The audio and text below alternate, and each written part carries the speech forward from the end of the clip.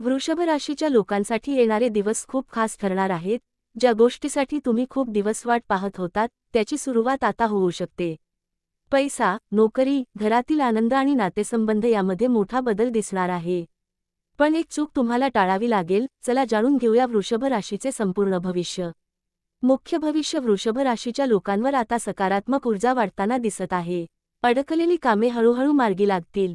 मनात असलेली चिंता कमी होईल आणि आत्मविश्वास वाढेल. जे लोक मेहनत करत आहेत त्यांना त्यांच्या कामाचे फळ मिळायला सुरुवात होईल. काही लोकांना अचानक नवीन संधी मिळू शकते. घरामध्ये शुभ बातमी येण्याचे संकेत आहेत. तुमच्या बोलण्यामुळे लोक प्रभावित होतील. मात्र रागावर नियंत्रण ठेवणे खूप गरजेचे आहे.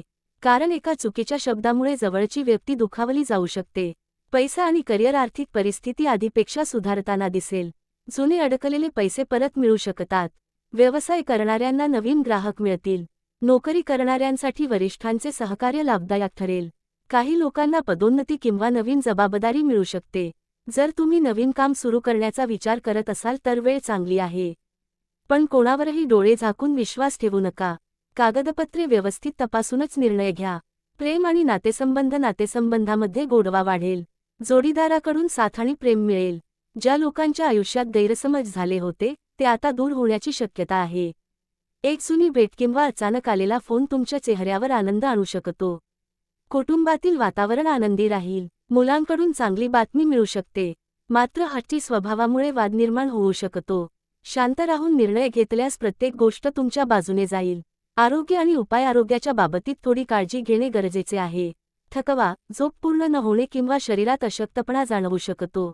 सकाळी लवकर उठून चालणे आणि पाण्याचे प्रमाण वाढवणे फायदेशीर ठरेल. मन शांत ठेवण्यासाठी ध्यान आणि नामस्मरण करा. भगवान श्री स्वामी समर्थांचे नाव घेतल्याने मानसिक शांतता मिळेल. श्री स्वामी समर्थ हा जप तुमच्यासाठी शुभ ठरेल. वृषभ राशीच्या लोकांसाठी हा काळ नवीन आशा आणि प्रगती घेऊन येत आहे. विश्वास ठेवा, मेहनत सुरू ठेवा आणि स्वामींची कृपा तुमच्यावर कायम राहू द्या. व्हिडिओ आवडला असेल तर लाईक, शेअर आणि चॅनल सबस्क्राईब करायला विसरू नका. श्री स्वामी समर्थ. आणि हो, तुमची जन्मतारीख इथे लिहा.